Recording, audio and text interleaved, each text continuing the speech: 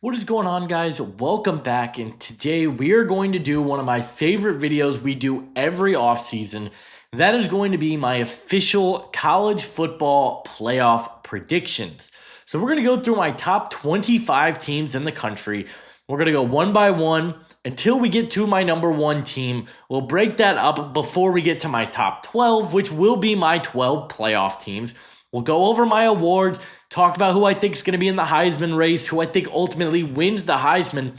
Then we'll get into the playoffs, talk about the 12 teams, why I'm excited about them, and then we will pick a national champion. So I'm super excited to get into it. But before we do, consider hitting that like button, subscribe if you are new. We've got tons of college football content just like this that will be coming very, very soon. Comment down below, who do you think is going to win the national championship? Do you think your team has a chance? Would love to interact with you guys down in the comment section below. But guys, let's go ahead. Let's kick this off with my number 25 team in the country. That is going to be the Kansas State Wildcats. Kansas State's an interesting one. They don't have necessarily the toughest schedule in the world. It comes down to the fact that I'm just not the biggest Avery Johnson truther, but I think the Big 12 is going to be really competitive. You've got your Arizona States and your Texas Techs of the world and your Baylors, I think will be in the mix.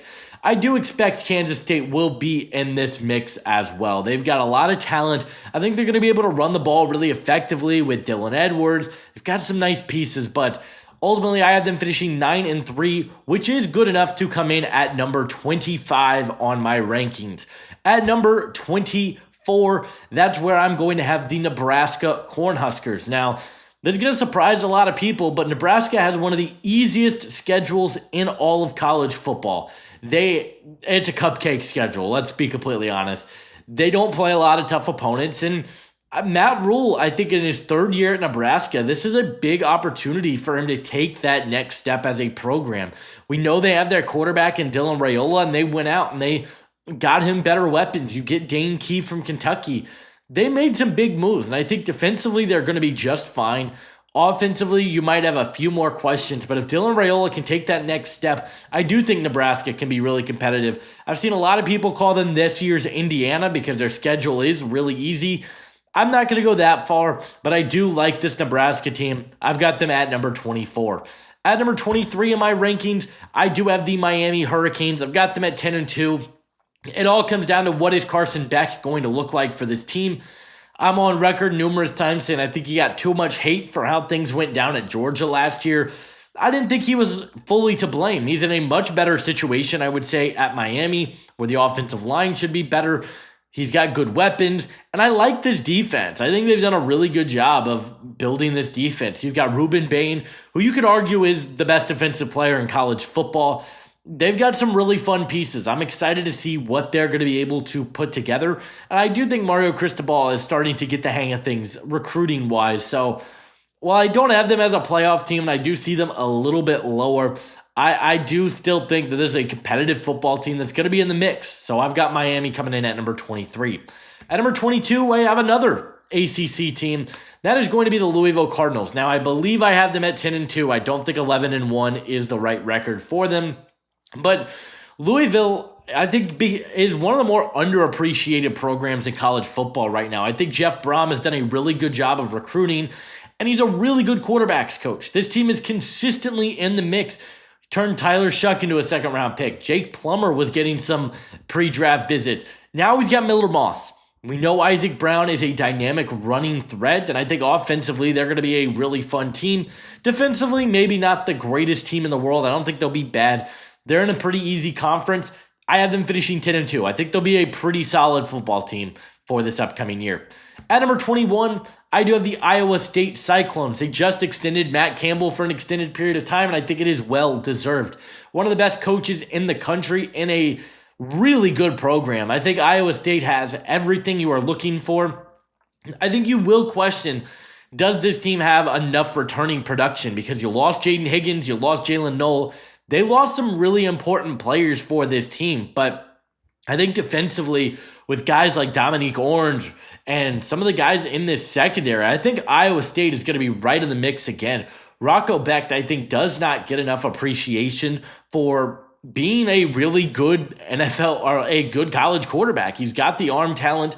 He's a good pocket passer. And I really like this Iowa State program as a whole. I think they're going to be pretty well balanced, and I've got them finishing 10-2. At number 20, another team that I've got finishing 10-2, and that is going to be the Illinois Fighting Illini. You could talk me into them finishing a little bit higher than this. I would not bat an eye. I think Illinois is going to be a really good team. Luke Altmaier's coming back. This offense is going to be I'm not going to say really good. They'll be a fine offense. This is not a very heavy offensive attacking team, but defensively, you might have the best defense in the Big Ten, or at least in the running for the best defense in the Big Ten. They're physical. They get after the quarterback. They have phenomenal secondaries, and Brett Bielema has done a fantastic job of building one of the most respectable programs in the Big Ten. Illinois is a threat year in and year out.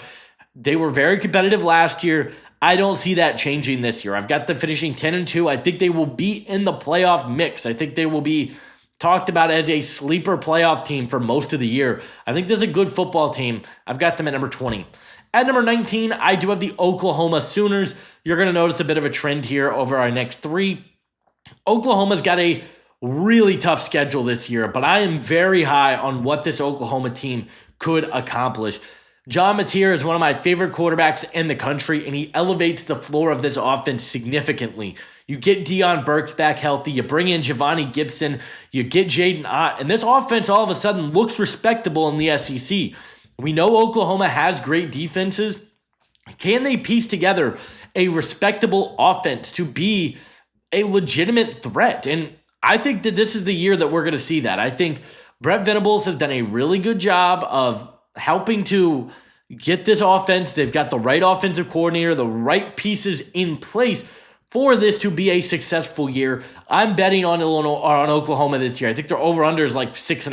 I think that's an easy over. I have them at 19 because, yes, their schedule is brutal, but I do think they're going to find a way to win more games than not, and they're going to be really competitive all throughout the year.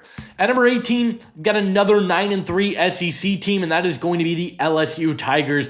Just not sold on the defensive moves that this team made. I get it. A lot of people really love this team. But this is a team that offensively, I think is going to be really good. Defensively, we still have some question marks, I think. Look, offensively, like I said, everything you want in offense, I think you're going to get with them. They're going to have the ability to run the ball with Caden Durham. You've got a really good quarterback in Garrett Nussmeier. Everything is kind of in place. Receiving trio that's really good. I do question the offensive line a little bit. You lost 4 starters on the offensive line, so they've got some big shoes to fill. But defensively, I just didn't love the moves that they made. I like Mansour Delane, but that's really the only move that I loved that LSU made on the defensive side of the ball. And they did lose some important pieces from their defense last year, whether it be Braden Swinson or Zy Alexander. Like, there's some pieces defensively that I am concerned about when it comes to LSU. I don't see this team being a real contender this year in the SEC. So I've got them finishing at number 18. And then similarly in that same camp, I've got Georgia at number 17. I know everybody is high on Georgia because it's Georgia, it's Kirby Smart, and they're always competitive. But I think they're going to take a slight step back this year in the wrong direction. Gunnar Stockton played good in the college football playoff, and that's promising for you. But weapons, while I do think they got better, I still question this offensive line. This is an offensive line that was terrible last year, and I don't know if they made enough moves to really solidify that line. And on the defensive side of the ball, while yes, they're well coached and they're in a good position, I still think that this is one of the weaker defensive units that Georgia has had in quite some time. I worry about what is this defense going to look like. So I think that with a tough schedule in the SEC, things could look a little bit different for Georgia this year. And I do have them finishing 9-3. I think it's going to be a big shocker, but I do expect them to miss the college football playoffs this year. That is one of my big hot takes going into this college football season, is that Georgia, it's not going to be their year. And I have them at number 17. And I had the other Georgia team finishing ahead of them. I think Georgia Tech is going to be better than Georgia. Ultimately, I think they're going to win their head-to-head matchup, which will be a big game changer for both of these teams. Georgia Tech is a really good football team that I think got better this offseason. And you could talk about, yes, they lost Eric Singleton. Eric Rivers might be the exact piece they need, a guy that can go from 0 to 60 in a blink of an eye. He's incredibly explosive. We know the run game is going to be dynamic. You've got a legitimate 1-2 punch with Haynes King, and Jamal Haynes. That alone, I think, really should excite so many people. But defensively, I think this team is going to be good. You've got nice pieces on both sides of the ball, a pretty favorable schedule, and this is a team that was really competitive as the season went along. They went to that 8 overtime thriller against Georgia last year. They played well against Miami, and if things can really start to click for this team, I think they've done a really good job of building one of the premier programs. They've recruited well, and I think they're going to be in the mix. I've got them at 10-2, finishing 16th in the country. And I think they're going to be right in that ACC title game with a chance to make the college football playoffs. At number 15, it's the first team that made the playoffs last year that we have yet to talk about. That still made my top 25 at least. That's going to be the Indiana Hoosiers. Indiana, I think, actually got better this offseason, which is hard to believe because you brought back Michael Kamara, you brought back Elijah Surratt. Really, your only major losses were Curtis Rourke and CJ West. And I think CJ West is a tougher hole to fill, but this team brings in Fernando Mendoza from California, who was fantastic last year. I think the upside is definitely there. I think this team improved the run game by getting Roman Hemby. The offensive line got better by adding Pat Coogan. And all of a sudden, you're looking at this team and you're like, man, I could really see Indiana making another push. I think they're going to be in the mix. I think there's a chance they could get that last at-large bid. I think it'll be a competition between Indiana, my number 14, my number 13, and ultimately my number 11 team. I think it'll be right in the mix. I think Indiana's schedule is a little bit tougher. I do have them at 15. I did favor another team over them slightly, but I am very high on Indiana this year.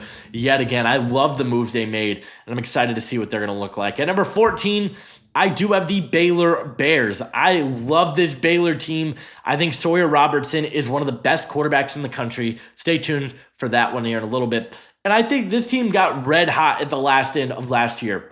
Won their final 6 games. They were competitive, lost to Colorado on like a Hail Mary. This is a good football team that I really like what they've done. The defense, I think, definitely took a step up. They got pieces like Phoenix Jackson. They improved the secondary. They improved up front. And offensively, I think they've got what you want to see, whether it be Sawyer Robertson, who we talked about, but they've got a great running back in Bryson Washington, good duo of receivers in Josh Cameron, as well as Kobe Prentice. I think Baylor is going to be in the mix. I do have them finishing 3rd in the Big 12, but that might be enough to get in. I think the Big 12 is going to be really, really good this year. I've got Baylor finishing number 14 with a 10-2 record, and the last team that I had ultimately missing out on the 12-team college football playoff, and it's a bit of a surprise, are the Auburn Tigers. I'm really high on Auburn this year. I love what they have going for them, but from the offensive line to the quarterback, which I think is much improved, to maybe the best wide receiver duo in the country with Cam Coleman and Eric Singleton. I love that. I think the offense is better. Defensively, they've been right there. They've made strides. I think Keldrick Folk is one of the best defensive players in the country. I think this team's going to be really good. I have them finishing 10-2, finishing 13th in the conference, but ultimately they miss out of the 12-team playoff. Stay tuned. We'll get to that in a second. But before we break down the 12 teams that make the college football playoffs, I do want to go over some of my college football awards for the upcoming season. Let's break those down. My coach of the year this year is going to be Shane Beamer. I think South Carolina is going to be right in the mix. If you saw my SEC prediction video, you would know. I have them making the college football playoffs. They are in my top 10. I think if South Carolina takes the jump necessary, Shane Beamer absolutely will be in the running for that award. A lot of these are pretty chalk. I think Jeremiah Smith's going to win the Biletnikoff. It'll be him, Cam Coleman, and Ryan Williams, I think. I do, however, think Elijah Surratt is a real sleeper for this award because he's got a quarterback that is really good at hitting him on those post fades, which is a route that he runs really, really well. So I'm excited to see what he can do. The Doak Award, which goes to the best running back in college football. This was a tough one, but I ultimately went with Jeremiah Love. I think he's going to take a big jump. However, another guy that I'm really looking at is Ahmad Hardy at Missouri. Ultimately, I don't think Missouri's going to win enough games, but I think he's got an opportunity to be electric. Had a really good year last year, but Jeremiah Love just does everything you want. The footwork, the speed, the ability to make plays happen and turn minimal gains into large gains. I think he takes home the Doak Award. As for the Davey O'Brien, which goes to the best quarterback in college football, I'm going to give it to Cade Klubnik. I think he is going to have an awesome season this year with more continuity on that offense. The wide receivers are phenomenal. I think he's in a really good spot to have a big year for Clemson. I think he's the best quarterback in the country right now, and I do ultimately have him winning the Davey O'Brien.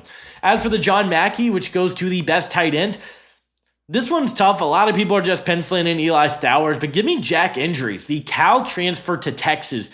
I think he can block. I think he can catch. He's really solid after as well. He makes a lot of plays that, look, not a lot of people were watching California games last year. Jack Indries, I think, has a real chance to win the John Mackey and an offense that utilizes their tight end very, very well. So I'm a huge fan of Jack Indries, and he's my sleeper to win that award. For the Remington Award, which goes to the best center in college football, was between Connor Lew and Jake Slaughter. Ultimately went with Jake Slaughter. I think he's just a little bit more polished. Athletically, he can run block, he can pass block. Really good player. I think he takes home that award. But Auburn does get awarded with the Joe Moore Award, which goes to the best offensive line in the country. That could have gone to Florida, that could have gone to Alabama, could have gone to a bunch of different teams, but I love this Auburn line. From Jeremiah Wright at right guard, Connor Lew at left guard, or at center, this team has a bunch of really good pieces. Xavier Chaplin as well. I think they've got a real opportunity to be the best offensive line in the country. The Butkus Award, which goes to the best linebacker in college football, really tough to figure out who I wanted to give this to. Seen some Whit Weeks love out there. Thought about giving it to Anthony Hill. Thought about giving it to Torian York, but I'm going to give it to Sammy Brown. I think he is a really good young linebacker with the upside to be one of the best players in college football this year. Tackling machine as a true freshman. Another year, I think he's going to be really productive. And my Jim Thorpe Award for best defensive back in the country. Give me Xavier Scott from Illinois. Very Jahdae Barron-esque. Maybe not the most elite athlete, but he can cover in the nickel, on the outside, can play zone, can play man. I think versatility is something that the voters pride. I think Xavier Scott has a very high chance of being in the running for this award. But the big award, it is the Heisman. So who do I think are going to be the 4 Heisman finalists, and who do I ultimately have winning it? Ultimately, at number 4 in the Heisman race, I do have Sawyer Robertson.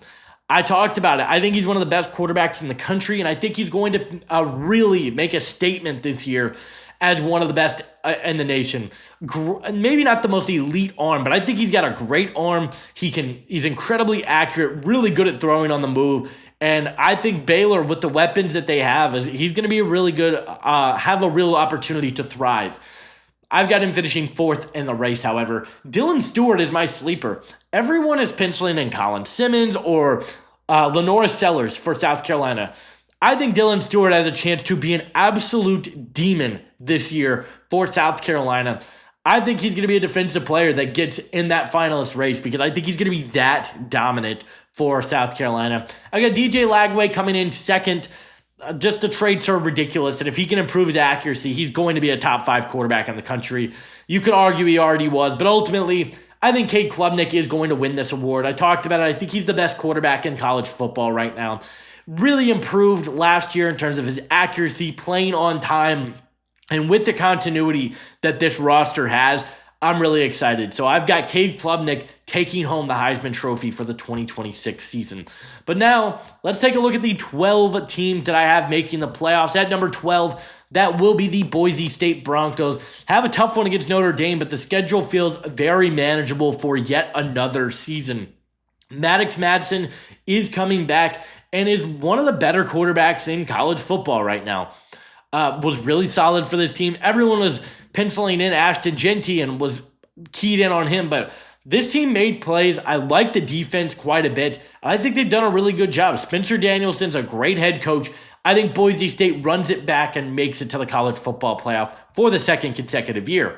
At number 11, ultimately, who ended up beating out Indiana, Baylor, and Auburn for that final playoff spot were the Florida Gators. Florida, tough schedule, but I love what Billy Napier has been able to do.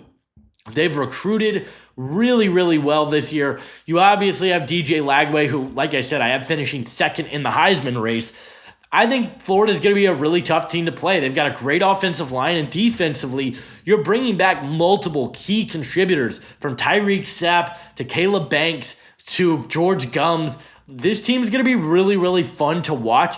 I'm excited to see what Florida can do, and I do think Billy Napier saves his job and that Florida makes the college football playoff at number 11.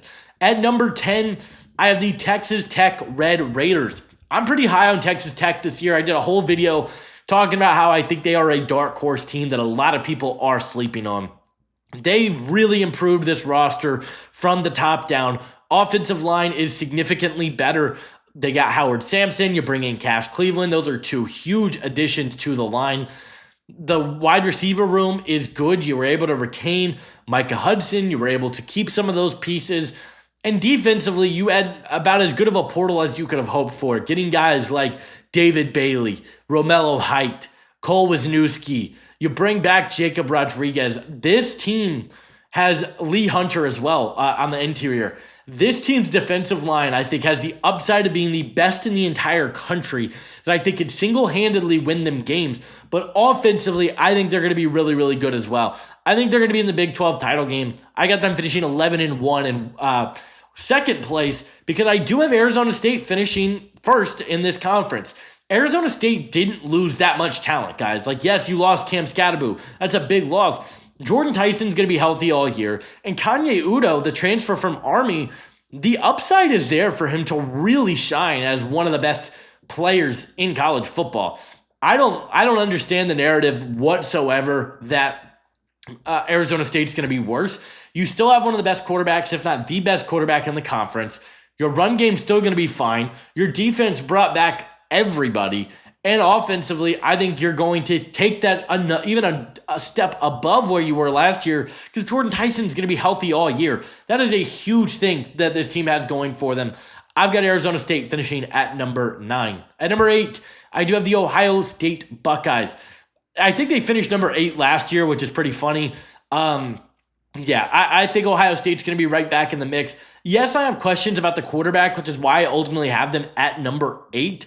But those questions can be alleviated really early in the season if Lincoln Keenholz or Julian Sand really start to shine.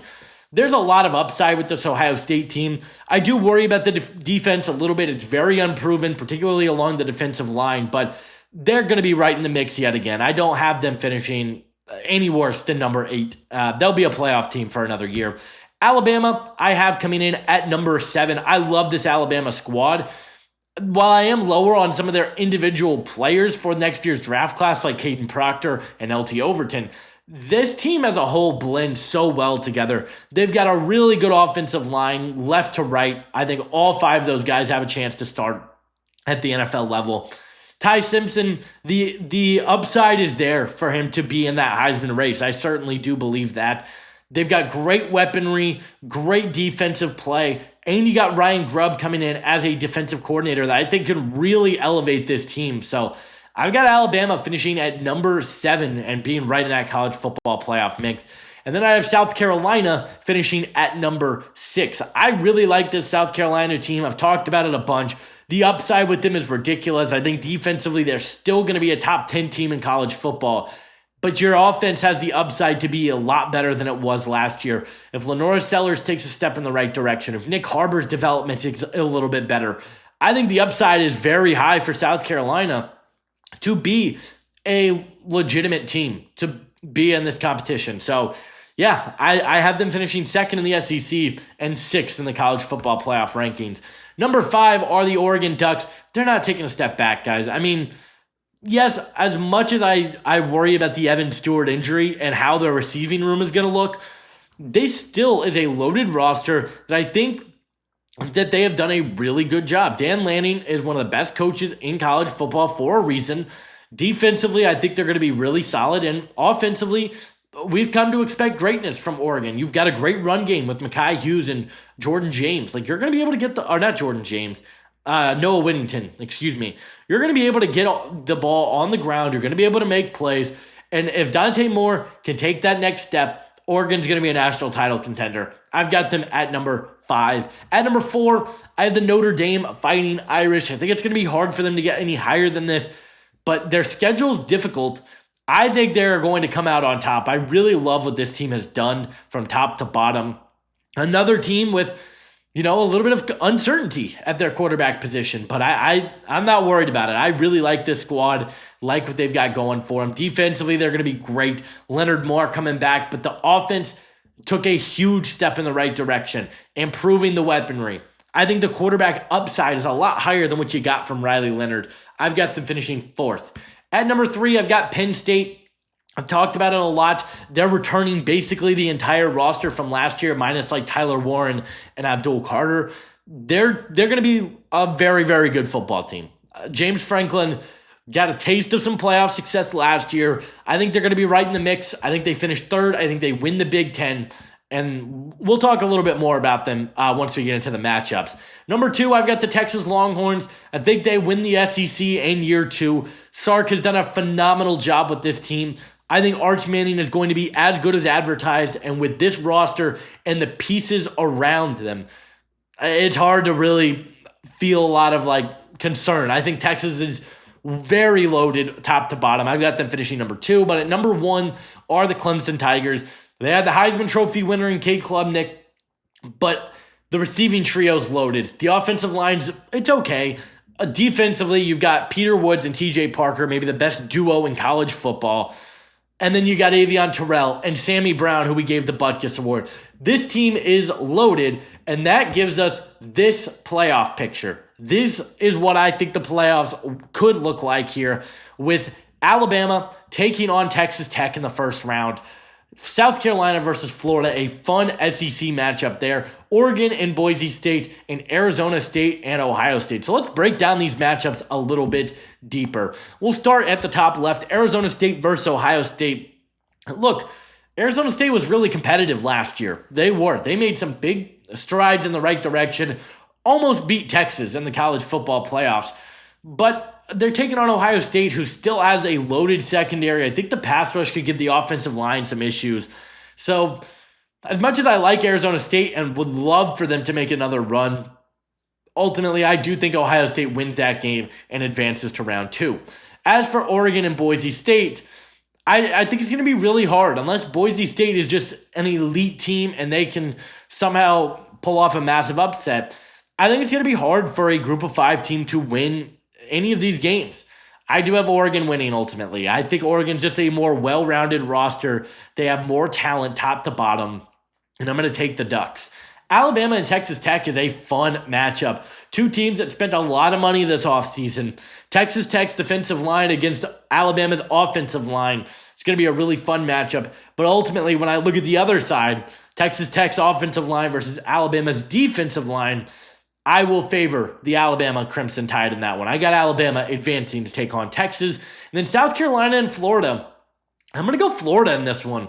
Don't really know why. I love the trench play for both of these teams. And South Carolina, as high as I am on them, they do have question marks along the offensive line. I think Florida is in a position to make a big push here. And I think as an 11 seed, they upset South Carolina, which gives us this as our second round playoff picture. Ohio State versus Clemson would be an awesome matchup. 2 blue bloods of college football right now, if you will. But I'm all in on this Clemson team. I think they have a pass rush that can really challenge this Ohio State offensive line that is young, inexperienced right now. Going up against TJ Parker, Will Heltz, DeMonte Capehart, and Peter Woods is not an easy feat for anyone to do. I also worry about Ohio State's quarterback situation. I've talked about that a few times. And are they going to be able to run the ball as much as they would like to? For those reasons, I have Clemson advancing to the college football playoff semifinals. Notre Dame and Oregon, I think we're going to see another trend here. I have Notre Dame advancing. yes, the quarterback question is a little bit, I'm a little questionable about it, but I love this offense, whether it be going to get bringing Jaden Greathouse back or Malachi Field. I think Notre Dame offensively is going to be so much better, and the offensive line, we know it's going to be successful. I think they advance to the semifinals for the second consecutive year. Alabama and Texas, this is an evenly matched game to me. As high as I am on Texas, I don't think that this is like a completely easy win for Texas. Alabama is a competitive team. I think Kalen DeBoer is a heck of a coach, and he's going to prove it this year. So, I'm going to take Alabama to win this game. I think Alabama, with the pieces they have offensively, I think they have some weapons that can really challenge this Texas secondary. As much as I love it, I'm going to take Alabama to advance to the semifinals to get back there. And then Penn State and Florida, I am going to take Penn State in this one. I like this Penn State team quite a bit. I like the moves that they've made offensively, continuing to bring in pieces. They've got wide receivers in the portal, which is something they desperately needed. I've got Penn State advancing to the semifinals, which gives us Clemson and Notre Dame and Alabama and Penn State.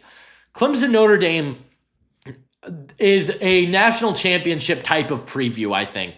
Two teams that I absolutely love and I'm very high on. I think Notre Dame, I am going to give the edge to Notre Dame. I'm going to have Notre Dame advance to the national title for the second consecutive year. And it comes down to the offensive line play. Their offensive line, I think, is going to be really, really good. They are going to be able to protect up front, and they're going to be able to make life difficult for those Clemson defenders that want to pin their ears back and get after the quarterback. I don't really see that here being a major issue for Notre Dame. I think they can hold their own. Clemson, I worry about their ability to run the ball, and I think Notre Dame is going to be able to capitalize. I love their defense. I think their secondary is very locked down, and so it's going to force Clemson to run the ball, but they don't have a lot of provenness there. So I have Clemson advancing to the national title game, and then Alabama and Penn State's another fantastic matchup. I really like this Alabama team, though. I love the balanced nature of them. I just don't know about Drew Aller. I don't know if he's got that upside to get this team to the national title. This team is loaded. Both these teams are loaded, but ultimately, I am going to go with the Alabama Crimson Tide. I think they advance to the national title game to take on the Notre Dame Fighting Irish. What a matchup this would be. Alabama versus Notre Dame. I'm very high on both of these teams. I love what Alabama's been able to do and the moves that they've been able to make. I think they're going to get right back into it. And for those of you that are saying I'm an Alabama homer, guys, I'm a Tennessee fan. I don't like Alabama, but there's a very talented roster, top to bottom. They have everything you want. And if Ty Simpson's as good as advertised, this team's going to be in the national title contention race. But it's the same deal with Notre Dame. Everything you want from the trenches to the secondary to the weapons, Notre Dame checks those boxes. The quarterback is the only question mark. We still don't know who's starting. It looks like it'll be CJ Carr, but man, ultimately, I believe that the Notre Dame Fighting Irish are going to be the 2026 national champions. I love this Notre Dame team. I think Marcus Freeman is going to solidify himself as one of the best coaches in college football. We know they're going to be able to run the ball, but I love the upside that this team has through the air with Malachi Fields coming in, Jaden Greathouse, Will Pauling, the tight ends. Notre Dame will be your 2026 national champion. But I'd love to hear from you guys. Who do you think is going to win the national title? Let me know down in the comment section below. Leave a like, subscribe if you are new, and I'll see you guys in the next one. Adios.